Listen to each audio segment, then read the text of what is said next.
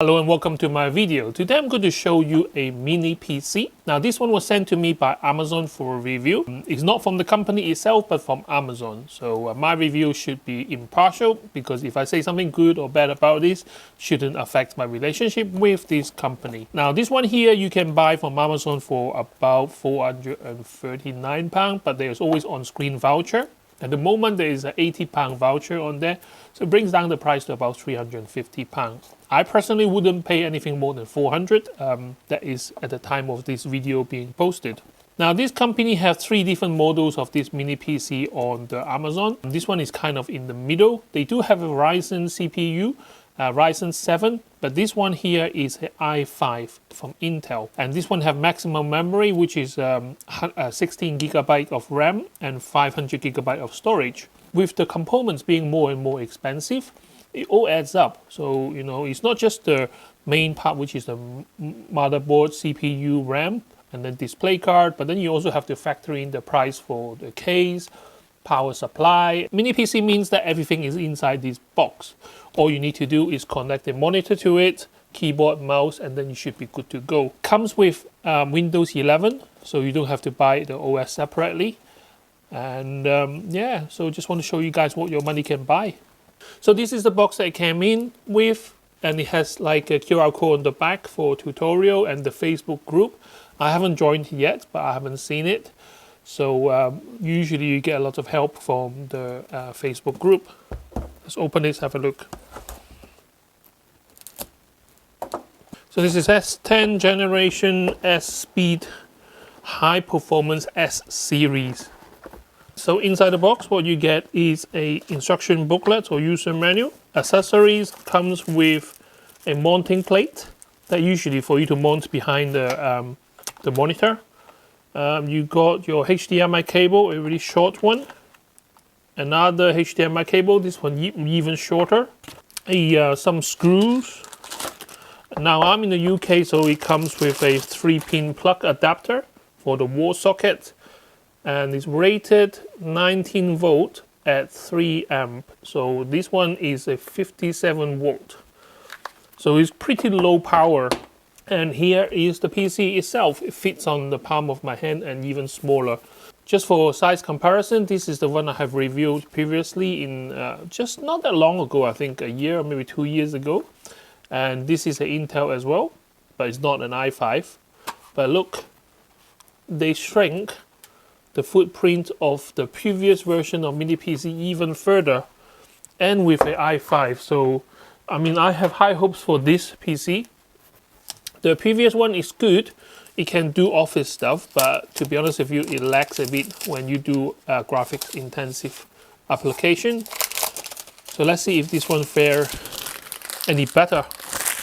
Core i5 Intel sticker in the front here. You got air vent on both left and right hand side. And there's a back where you can actually see the whole heatsink on top right here. You got your LAN or Internet cable connection. You got two USB ports on the back, two HDMI, so this one supports dual monitor as well, and the DC input on the back of the machine.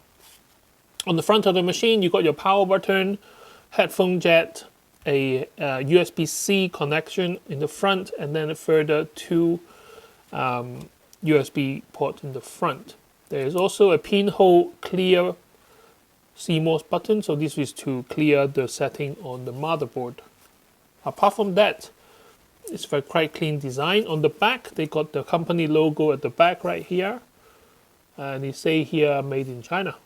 My video is not scripted. This is literally how you will experience when you spend your own money, and I'm just showing you what your money can buy. So if you find my information useful, don't forget to share, like, and subscribe to my channel to help me grow. And I always thank Amazon for sending me products for review. So let's switch it on and see what happens.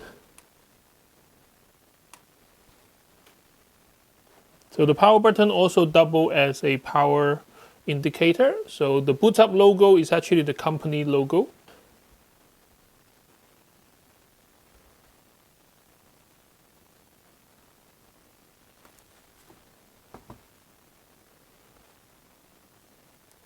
So the fan just kicked in. I don't know if you can hear it, but it's a very, very tiny noise at the background. Now this should boot into your normal Windows setup screen.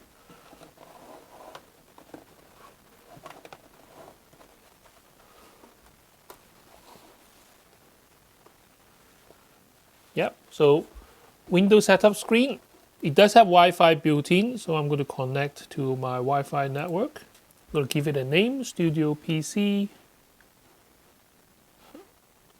I don't think it can have space, so I'm going to underscore PC.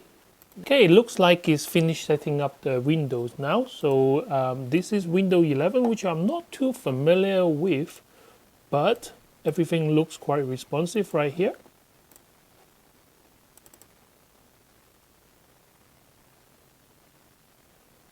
There's not much lag so far. I mean, it seems to be quite responsive. Everything kind of click and it goes.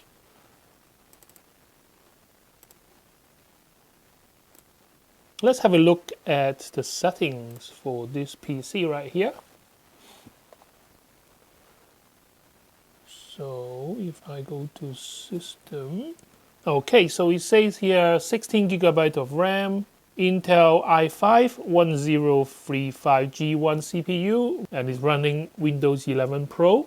And in terms of my display right here, this is a 1080p display, so it's running at the recommended resolution. So what I will do right now is I will update all the Windows and make sure I have all the drivers and install all the programs that I would usually use.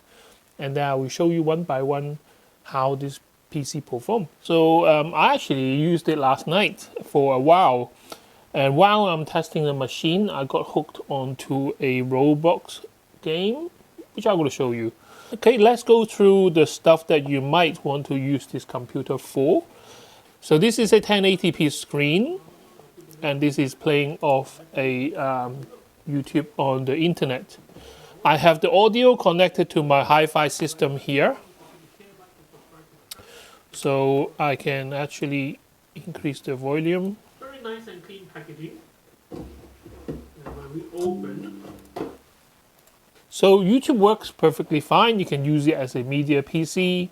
They do say it supports 4K, so you can actually have a HDMI to your 4K television. But for me, I'm using it in my studio right here, and I don't have anything 4K to test it with. Other than YouTube, let's say you want to do it for work, because it could be used for as a kind of an office environment. And this is so quiet.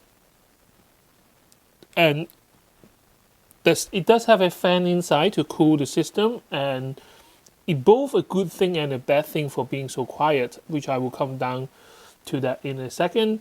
Basically, when it gets hot, it will throttle the speed of the CPU. So when the CPU are not using a lot of power, it's actually running at 1 gigahertz, but it can be turbo boost up to I think 3 gigahertz. But that is temperature dependent. When it gets hot, it will throttle it back down to 1 gigahertz of speed. At a normal working environment like this, you will never realize that it's actually being throttled. You will only know by putting your hands behind and feel how hot that is, or you need something like a software called throttle stop. And this one will actually show you the temperature and what the CPU is actually doing, which I'm going to open this and leave it at this corner right here. So this is kind of a online version of the Office.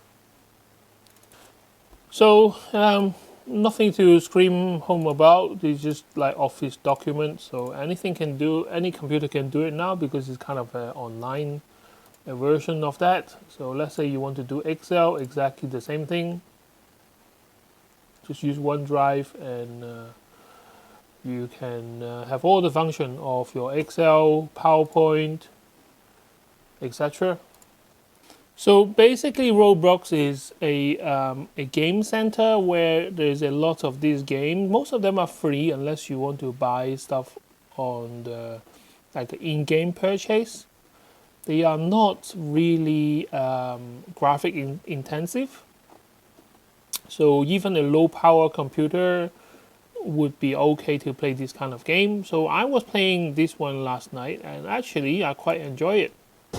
So game like Roblox, there is no problem running at full speed. Like I say, it's not really graphics heavy, so it shouldn't really matter. But we got to lose anyway, because there's only 2 of us instead of 4. Yep, we got to lose.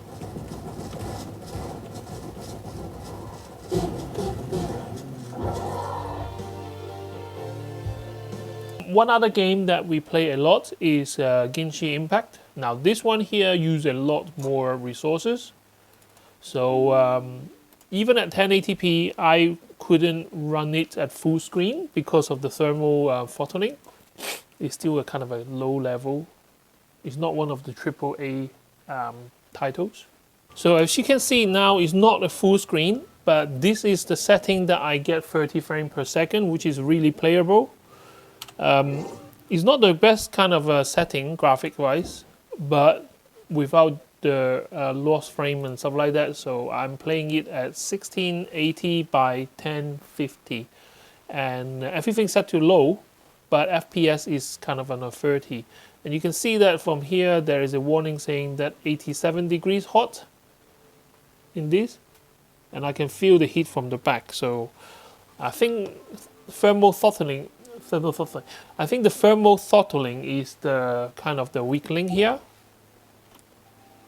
But nevertheless, it is really playable.